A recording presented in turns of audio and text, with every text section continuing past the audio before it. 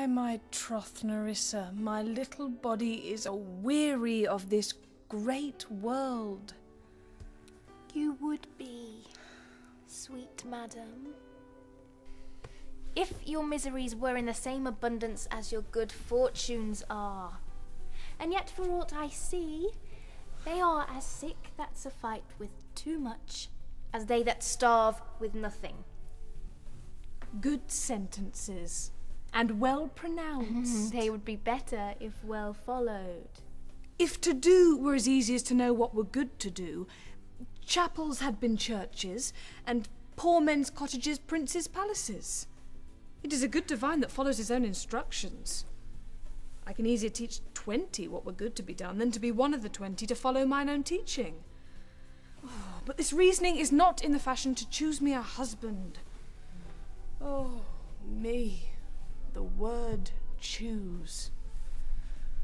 I may neither choose whom I would nor refuse whom I dislike. So is the will of a living daughter curbed by the will of a dead father.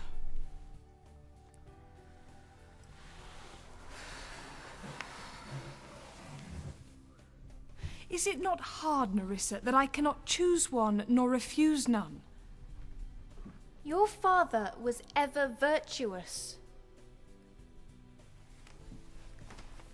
And holy men at their death have good inspirations. Therefore the lottery that he hath devised in these 3 caskets of gold, silver, and lead, wherein who chooses his meaning, chooses you, will, no doubt, never be chosen by any rightly, but one who shall rightly love. But what warmth is there in your affection towards any of these princely suitors that are already come? First, there is the Neapolitan prince. Aye, that's a colt indeed, for he doth nothing but talk of his horse. And he makes it a great appropriation to his own good parts, that he can shoe him himself. I am much afeard, my lady, his mother played false with a smith. How say you by the French lord, Monsieur le Bon? God made him, and therefore let him pass as a man.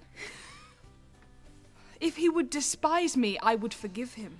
For if he loved me to madness, I shall never requite him.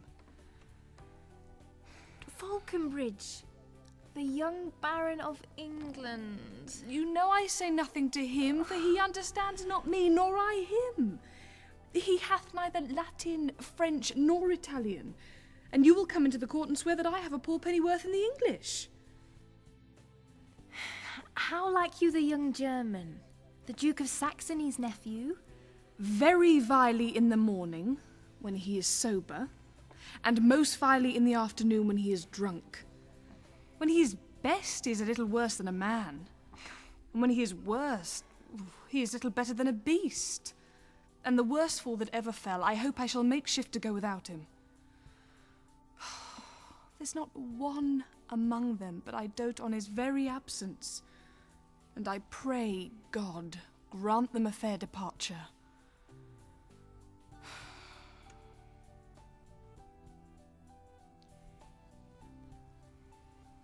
Do you not remember, in your father's time, a Venetian, a scholar and a soldier that came hither in company of the Marquis de Montferrat?